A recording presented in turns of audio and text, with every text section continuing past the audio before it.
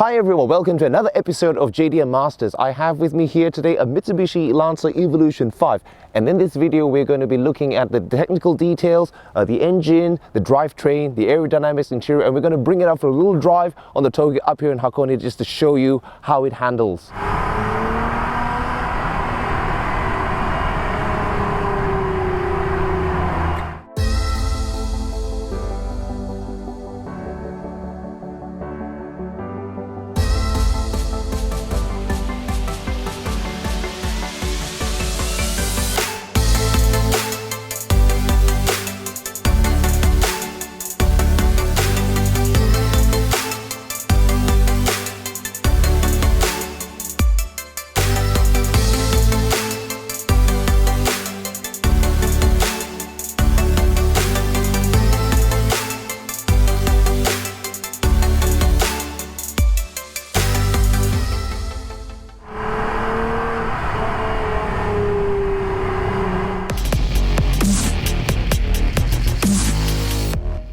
Today we have a Mitsubishi Lancer Evolution 5 GSR 1998 model, codenamed CP9A. And this car belongs to a very good friend of mine called Dasun, and actually I had a similar car and that's how we met up. But today we're going to review his really nice Scottier white Evolution 5 and talk a little bit about its features and its history. The Lancer Evolution is based on a car that is relatively unknown outside of Japan and even among Japanese car enthusiasts. It's a 1.8 litre turbocharged four-wheel drive, just simply known as the GSR. The Evolution is like a supercar, superhero, Gundam built monster version of that, and you can see that from the huge vents and this big bump, the oversized fenders, huge rear wing. When this thing comes into the road, it just has so much of road presence. Now, what makes this car even more special is that originally Mitsubishi only limited it to 2,500 or 5,000 copies, and the reason for this is that it's a homologation car that was meant to compete in the WRC. Now in the 90s it was all about winning competitions, and manufacturers had to make road going examples which were basically the same spec that will be entered into FIA sanctioned competitions. How do you like it? I mean, it's your first four-wheel drive car. I'm gonna be honest with you, one thing I've struggled with is whether or not I'm actually becoming a better driver or if the car is just saving me.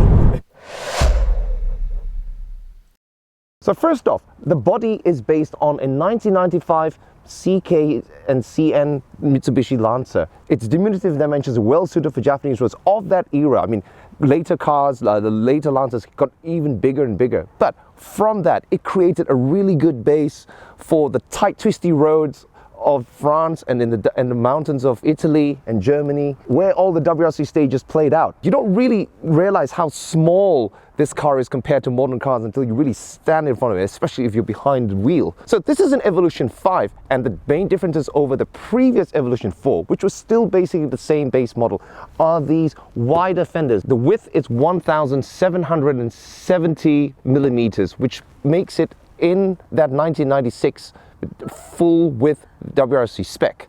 The bonnet is made of aluminium to save weight, and so are the fenders, which are a bit different over the Evolution 4. The differences in the bumper are just larger intake vents for the oil cooler, for the intercooler and the radiator. The space on the front grille is widened up to the maximum, which is why they actually straighten this bonnet line compared to the Evolution 4. All of this is to give maximum cooling for the high-power turbocharged engine. Now, the intercooler itself for a road car is actually really big, and this is the exact same dimensions as the WRC Group A car. And you see all these different openings and vents, and they're all functional, they're all for a purpose. It is designed to give maximum airflow to the radiator, to this huge grille here, to the intercooler, to the oil cooler, and on the bonnet here we have vents to remove hot air coming out from the hot turbocharger. And this little interesting inlet right here is actually an NACA duct. It's not actually functional on the road car, but in the WRC car, the air filter sits under here and there's a large opening. Now, this is done to get into regulations for homologation so that the exact same design can be used on the competition models. But it's just so neat and cool to see that on your road car. The Evolution 4 and 5 in particular was characterized by these huge PIAA rally fog lights, which Mitsubishi wanted in the design for brightening up rally stages. Obviously, in night stages, they will put even more fog lights on the bonnet, but on the road model, this really helps with visibility if you're going down a mountain road. Other small details are these little ducts right here, which direct airflow into the brake ducts, and all these aerodynamic improvements are to reduce drag and lift. And this little inlet you see right here, this is not actually from an Evolution 5. A previous owner actually installed this from an Evolution 6. So on this model, strangely, it's not functional because the Evolution 6 actually has water bottle tank removed in order to let hot air escape from the oil cooler. And on the Evolution 5, the biggest improvement were these Brembo brakes. Increased in size, it really gave the much needed stopping power to the road model. Now in the competition car, of course, they were free to change all different kinds of brakes, but what was really neat was that the Mitsubishi really thought about the performance of the road model and included huge oversized brakes with also 17-inch tire sizes are rated at 225, 45, 17 on the road model. Now this wheels that Dasun has is actually from a Evolution 7. The size has increased, it's actually 235, 45, 17, but just having that wider diameter, I think it's really nice, filling up that wheel well, really nice to give that nice stance. Over here, side skirts are improved over the Evolution 4 for better airflow and also to match the increased fender width. There's a lot more width in relation to the mirror. It just gives that such low and aggressive stance, which is probably one of the best design features of this generation of Lancer Evolution.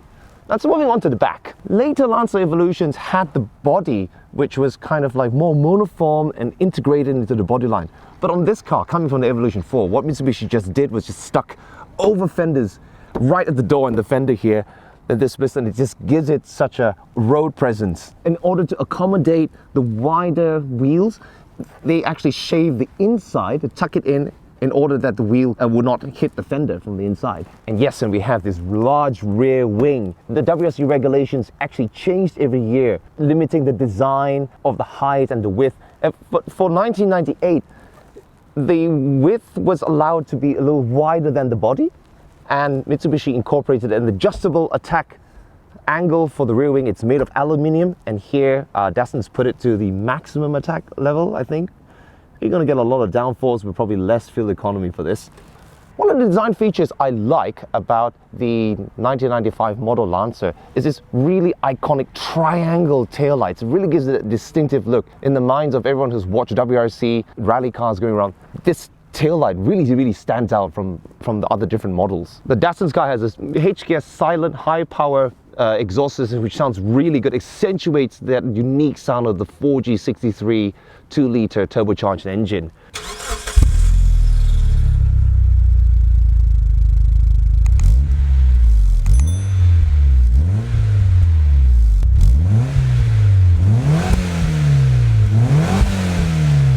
Four-wheel drive cars can be very tricky because when you enter the corner, and especially in a Lancer Evolution where it's a front-wheel drive based, it has characteristics of a front-wheel drive, and the steering is really sharp compared to a lot of other cars. It's just set up that way with the geometry and the steering rack, and just to give that response.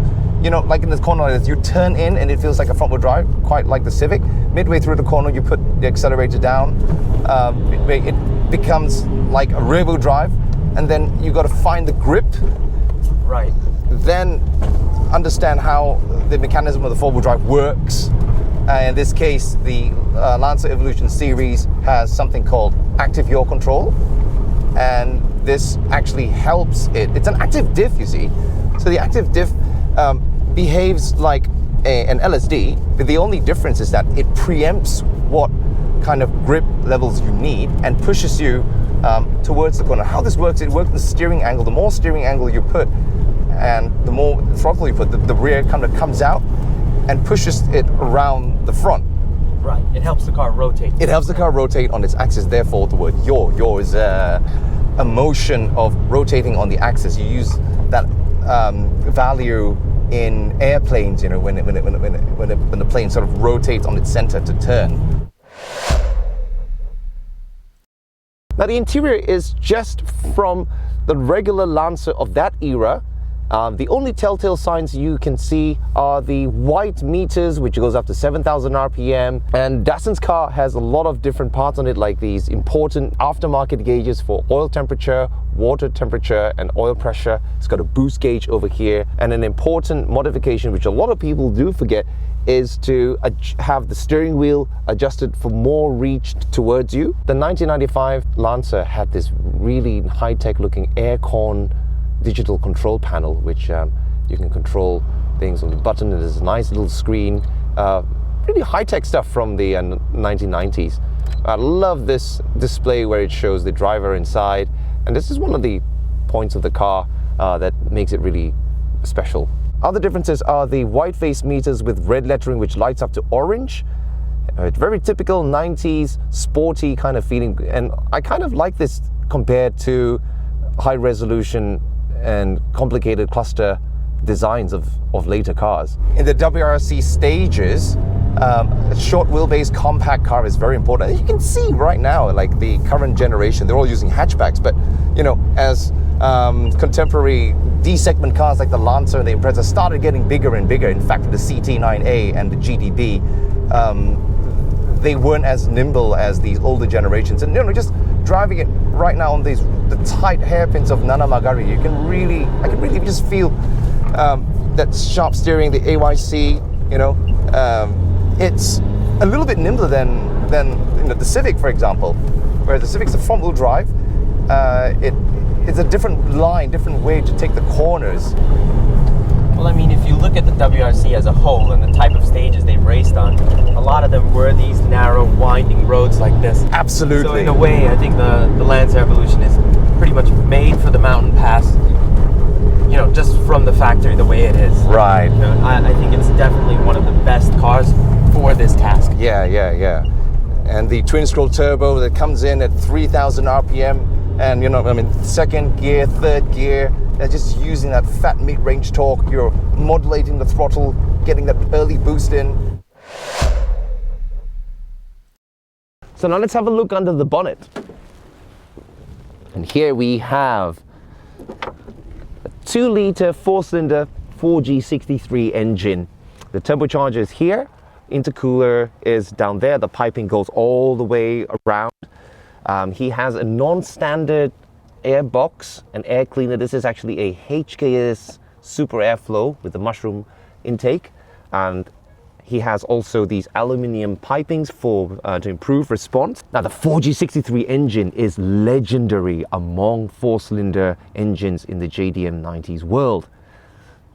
It's got a slightly over square design, which means the stroke is slightly longer than the measurements of the bore, and this kind of layout actually gives slightly better torque compared to over square engines like the Impreza or some Hondas, which give a lot of top end power. So this combined with the twin scroll turbo, there's also a secondary air intake system, which is very interesting. This was actually a homologation part.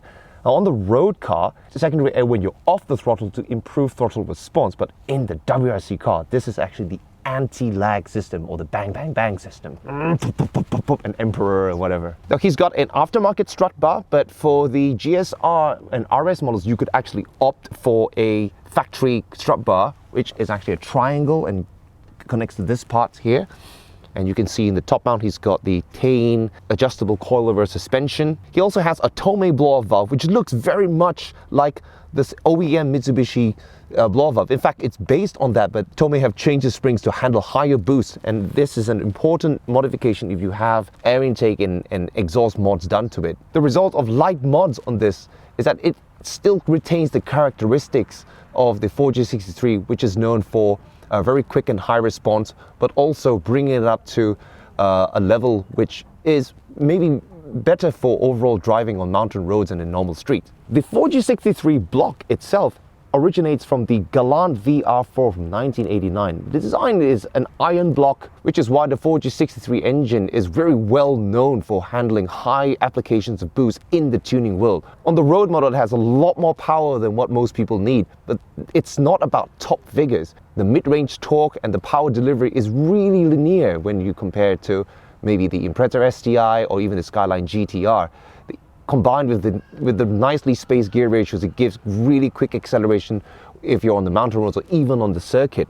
I really prefer the characteristics of how this car delivers boost. And I think if I were to ever replace the stock turbo due to a failure or something like that, that would be probably one of the most difficult decisions I'd have to make in terms of the upgrade turbo. Just get either a Tome turbo, or you can upgrade using a stock Evolution 9 turbo. Right, the titanium. Yeah, the better AR. Like an HKS GT Sports 2 or Oh, something that like would be so nice. That would be so nice.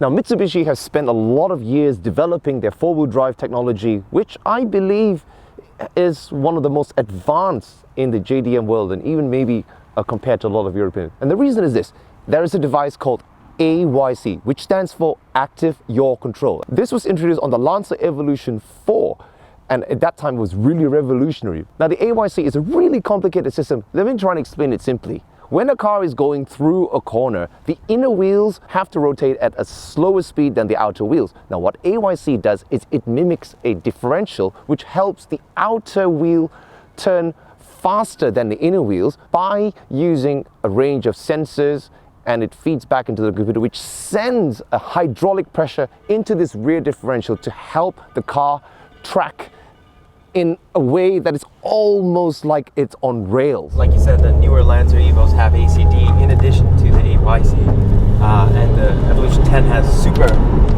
AYC. SAWC, yeah. So, I mean, in the grand scheme of things, they do handle better. Right. Handle better. They are Although with more weight too. Yeah. Appreciate the lower weight of these older cars, you know. Yeah. It's more nimble. I mean, it's not that light, but the four-wheel drive and that torque really helps to move it along, you know, yeah. So Dasun's model is a GSR. Let's talk a little bit about visually how they are different from the RS model, which is actually a competition model Mitsubishi produced. Normal people could buy them and turn them into rally cars or race cars. Now, the GSR model all usually have the fog lights, body-colored side mirrors, and door handles, and the RS model doesn't have the rear wiper, which is very unique to JDM cars of the 90s. And on the back, the RS model does not have this rear reflector. And the RS model also came in two specs for the gearbox ratios. There was a high and low with different ratio suited one for more for circuit and one also for dirt and rally. Brembo brakes came as option, and you could spec them with the 17-inch wheels, or they came with 16-inch steel wheels. Really like how this body size is just perfect for narrow Japanese mountain roads, you know.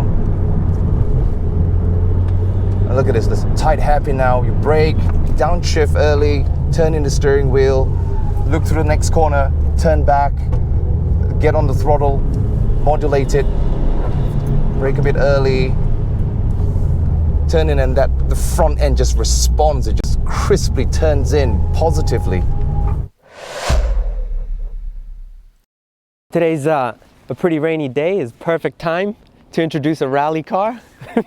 My name is Dasun, and I met Japonic and the guys through SNS. We've got some mutual friends as well. This is my 1998 Lancer Evolution 5. It's a GSR model. I bought the car about a year ago, and I mostly drive it on the Touge, and that's mainly what I'm into. I've done a track day with it, and I think I feel more comfortable in the mountains. It's more my thing. And today we brought the car out to Hakone. In the States, I had Mark III Supras and I had a Z20 Soarer. So I was never really into all-wheel drive turbo cars. It was not really my thing. And when I bought this car, I was a bit of an impulse as well. To be honest, I went to the dealership and I just saw it there. And it was amongst maybe another 3 or 4 Evo 5s. I took it for a test drive and I thought, wow, this is really something else. And that's pretty much why I bought it. I signed the paperwork and everything on the spot the same day. My plans for it are to kind of just keep it running, because that's already hard enough. Do mods as things break and as things wear out. You know, the turbo, the bushings, and things like that. I've got NS2Rs, they're all right for a budget tire. I've got Tane Circuit Master suspension on the car as well. It's got some hard piping for the intercooler, that's Gretty stuff, boost controller, some gauges, and a full HKS exhaust.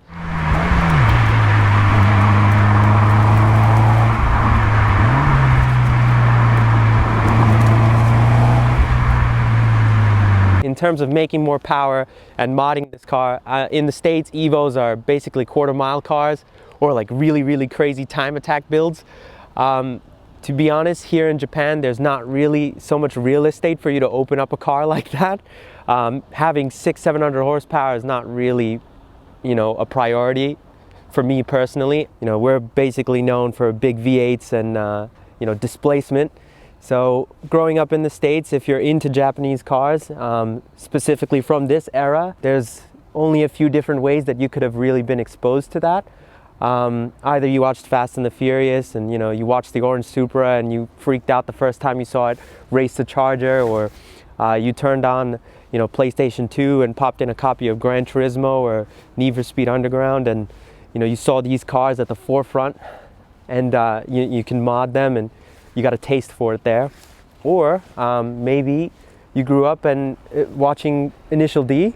That's another big one. Wanga Midnight a little later on as well. For me, it was all of the above. So I've been into cars my whole life since I was a little kid.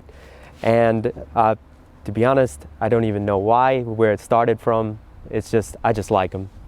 And there's just something I want to talk about in particular. Going back to the Gran Turismo thing, I was always into like the Supras and the GTRs, but these cars were in the back of the menu somewhere. I'd scroll past them, I'd never really pay them any mind. But now that I own one, I kind of see what I was missing out on. So I want you guys to check out this book here. As you can see, it's Gran Turismo 4.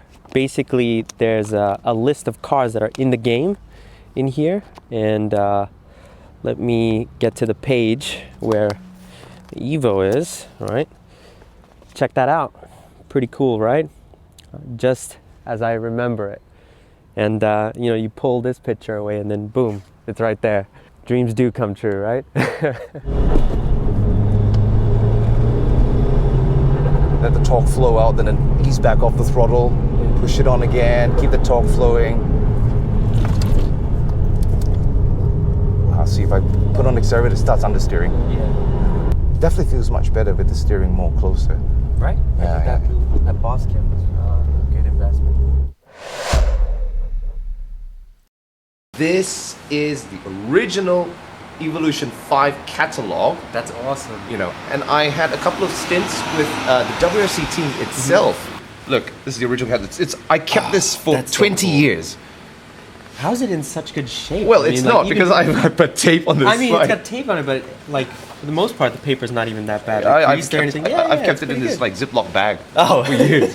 So you have the original catalog here. It shows all these parts. Oh, that's the AYC you were talking about earlier. Yeah. Twin scroll Turbo, right big intercooler, the Brembo brakes which appear in this. That's why it's got the Brembo sticker on the back. Yeah, gotta let them know, right? Yeah, gotta let them know. But the most special part, which the reason why I've kept this for 20 years, is this.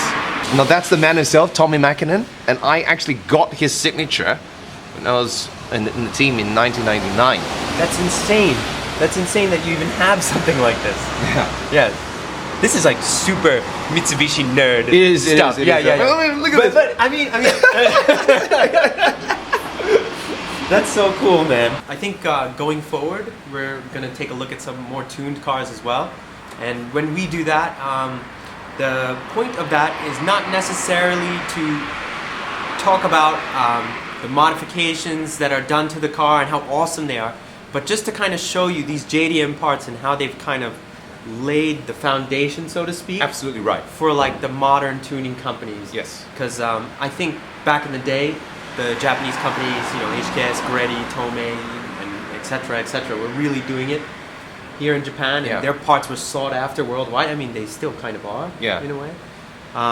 Everything from ECUs, we've just made a shift. We've gone from FCONs to like, AEMs and Pro EFIs. Yeah, But we started from there. That's right. We got to take a look back at it, and I think that's what we're going to aim to do with our series on tuned cars. So if you guys like tuned cars and old school JDM, I invite you to stay on with us as we progress through this journey and bring you more and more great stuff. Peace out.